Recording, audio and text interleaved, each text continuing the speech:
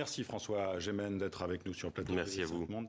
Vous êtes chercheur, spécialiste des questions de géopolitique et d'environnement, professeur à Sciences Po Paris, co-auteur du 6e rapport du GIEC. D'abord, François Gémen, quand vous revoyez ces images, quelle réaction cela provoque-t-il chez vous ?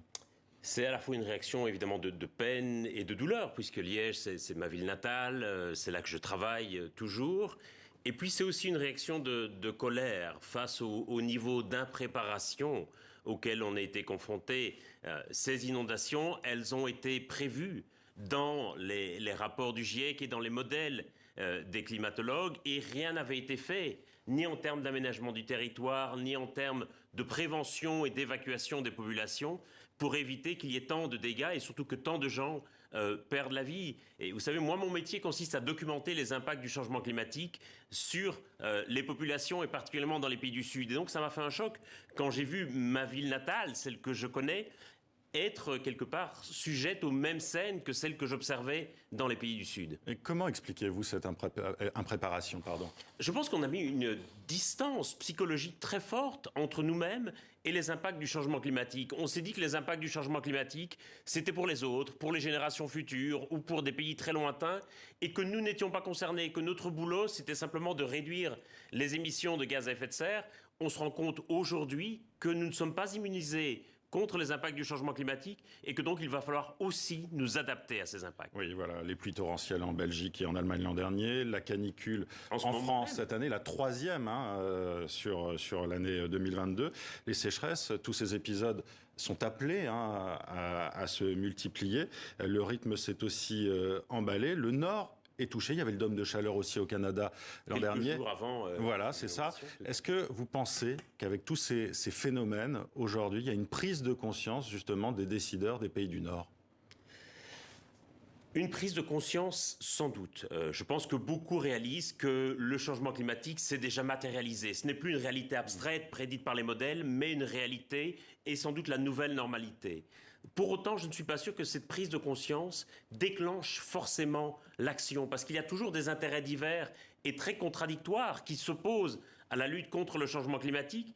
Et j'ai l'impression qu'on est encore dans une situation où on essaye de ménager la chèvre et le chou, de satisfaire un peu tout le monde. Et si on satisfait un peu tout le monde, ça veut dire qu'on n'avance pas beaucoup. Mais satisfaire qui ? Les intérêts économiques des grandes industries polluantes, notamment ? Il faut réaliser que toutes nos démocraties, toutes nos économies se sont développées autour de l'exploitation des énergies fossiles.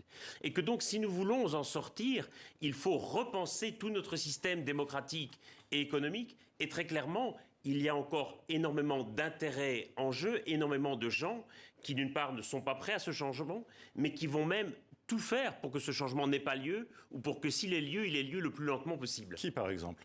Je pense, par exemple, aux industries fossiles directement, dont les profits ont été décuplés par la crise en Ukraine et par les prix de l'énergie aujourd'hui, qui représentent aussi, il faut le dire, des milliers d'emplois et qui représentent aussi, je dirais, la ressource économique principale de plusieurs pays qui, évidemment, ne sont pas prêts à abandonner cette ressource. Prenons la Russie. La richesse de la Russie, aujourd'hui, elle se trouve dans son sol avec l'agriculture et dans son sous-sol avec les hydrocarbures. La Russie n'est pas prête à sortir des énergies fossiles, très clairement. Mais alors, on fait quoi ? Parce que ça a l'air d'être un casse-tête insoluble. Économiquement, il y a des pays, vous le dites, qui aujourd'hui ne veulent pas, ne peuvent pas non plus se détacher de la production d'énergie fossile.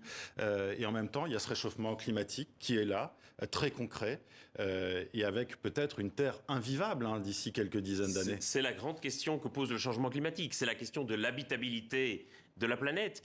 Et aujourd'hui, il faut bien se rendre compte que le changement climatique est irréversible. Et donc, quoi qu'il arrive, les températures ne vont pas baisser. Par contre, ce que nous pouvons encore faire, c'est limiter la casse et donc limiter le degré de hausse des températures et nous adapter aux impacts. Pour ça, il va falloir à la fois développer les énergies renouvelables et faire en sorte que ces énergies remplacent les énergies fossiles plutôt que de s'ajouter à ces énergies. Et puis, il va falloir aussi réduire notre consommation d'énergie. Ça passera par la sobriété énergétique et par l'efficacité énergétique. Oui, mais alors la sobriété, notamment énergétique, est-ce qu'il faut qu'elle soit imposée, qu'elle soit contrainte ? Ça n'a pas été le cas depuis l'accord de Paris. À chaque fois, il n'y a pas de contrainte, il n'y a pas de sanctions derrière si on dépasse certaines normes. Alors qu'est-ce qu'il faut faire, justement ? Depuis l'accord de Paris, il y a eu une seule année où nous avons été sur une trajectoire qui permettait de respecter les objectifs de cet accord. C'est l'année 2020 où les émissions mondiales ont chuté de 6,5 %. Et elles ont chuté pas à cause des politiques climatiques qu'on avait décidées, qu'on avait choisies, mais à cause de contraintes sanitaires que nous subissions en raison de la pandémie.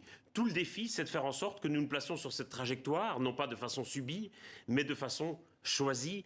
Et soyons très clairs, aujourd'hui, c'est un casse-tête chinois que les négociations ne parviennent pas vraiment à résoudre, parce que les pays partent de lignes de départ tellement différentes, ont des contraintes tellement différentes, que c'est très difficile de mettre tout le monde dans le même bateau.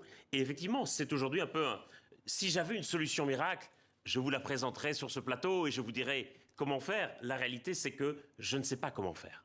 Est-ce qu'on doit donner, par exemple, justement, un cadre, un modèle, être exemplaire aussi, notamment dans les pays du Nord, qui sont conscients aussi de toutes ces questions-là? Ailleurs aussi, hein, évidemment, mais on fait partie des principaux pollueurs. Les pays industrialisés font à la fois partie des principaux pollueurs, mais aussi des principaux responsables historiques, ce qui leur confère évidemment une très lourde responsabilité. Et le problème, je crois, c'est qu'ils sont encore trop centrés sur leurs émissions territoriales de gaz à effet de serre. Chacun cherche à réduire ses propres, alors qu'il faut réduire les émissions, évidemment. Vous êtes une chaîne globale, vous savez bien que les téléspectateurs qui vous regardent à Paris sont aussi importants que ceux qui vous regardent à Colombo ou à Kigali. De la même manière, le climat se fiche que les émissions de gaz à effet de serre soient produites à Paris, à Washington, à Colombo ou à Kigali. Et l'enjeu vraiment, je crois, pour les pays industrialisés, c'est de travailler avec les pays qui pourraient devenir les grands émetteurs de demain pour que leur trajectoire de développement soit une trajectoire décarbonée et non une trajectoire carbonée comme l'ont été les trajectoires des pays industrialisés. Alors je vais revenir à ces catastrophes l'an dernier en Belgique. Pour vous, l'enjeu, ce sont vos mots, c'est de repenser la distribution géographique de la population, car ce ne sont pas des phénomènes exceptionnels. Qu'est-ce que ça veut dire concrètement? Ça veut dire qu'il va falloir abandonner certaines villes? Très clairement, oui. Ah oui. À l'échelle du monde, je ne parle pas forcément de la Belgique, mais à l'échelle du monde, oui. Et c'est déjà ce que certains pays sont en train de faire.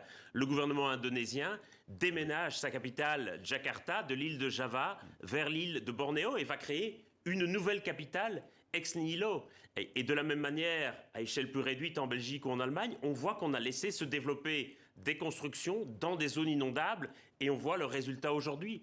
La tragédie que nous vivons, c'est qu'encore à l'heure actuelle, le nombre de personnes qui continuent d'habiter dans des zones très exposées aux impacts du changement climatique continue à augmenter. Parce qu'on continue à y développer des logements, des activités économiques, à faire comme si le changement climatique n'existait pas. Et ça, c'est plus possible aujourd'hui. Et ça, ce n'est plus possible aujourd'hui. Il faut revoir les endroits où nous allons habiter sur Terre. Merci François Gemene d'avoir été avec nous pour cette analyse un an après justement ces inondations mortelles en Belgique. Avec plaisir.